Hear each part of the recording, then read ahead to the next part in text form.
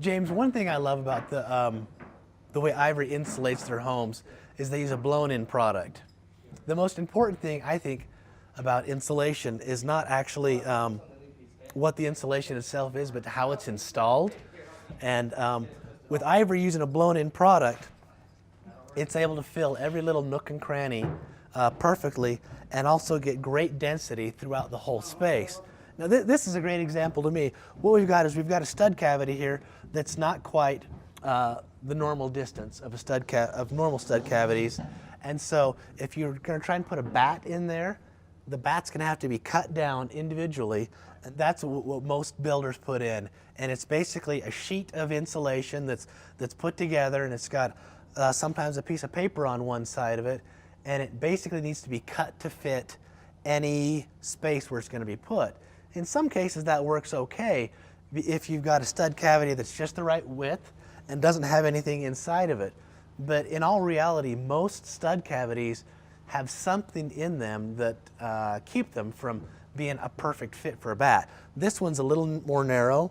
It's also got a switch box in it. And so if we were to install a bat in this stud cavity, you'd need to cut the whole thing a little bit narrow. You'd also need to carve out around that to make it fit just right.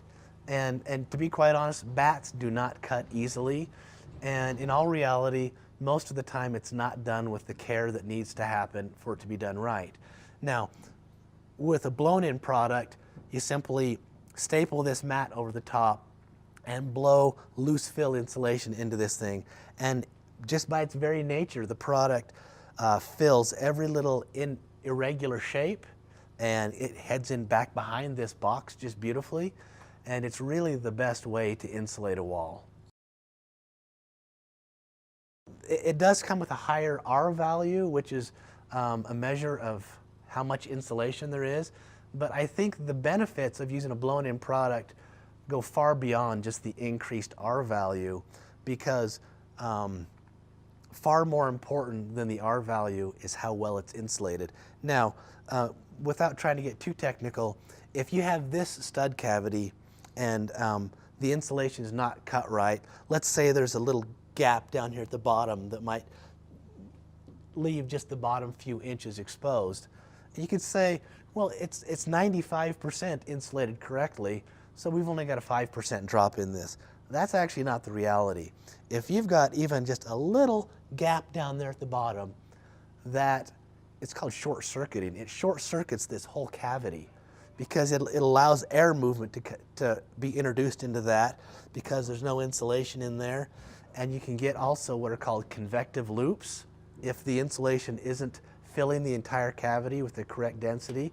And those cause a lot of problems beyond insulation. Air movement inside stud cavities really is the biggest factor in introducing moisture inside walls, and that can cause a lot of problems. Blown-in product really helps to eliminate those problems that you can get. Insulation is really just one part of the equation. Air sealing is another part of the equation that's very important. And as you pointed out, there is foam down here. This is, of course, just a leftover piece from where the small gaps in the wall are sealed closed. And really, that brings up a very important point, something that I really commend Ivory for doing. Ivory Homes tests their homes for air leakage. It's called a blower door test. They bring in a contractor who's an expert in running a blower door, and basically what they do is they have a calibrated fan that fits into an open doorway, and they depressurize or pressurize the home, either way. And this piece of equipment is able to measure the amount of air leakage in or out of the home. The reason that is so important is because there's no way to address a problem unless you understand the baseline of where you're at. Ivory Homes hires this company to perform this service, and it lets you know exactly where the air leakage is at on your homes, and if there are any issues, to address them. If you're not testing, you have no idea how well you're doing. Well, this is a good example of the air sealing that happens before a home is insulated.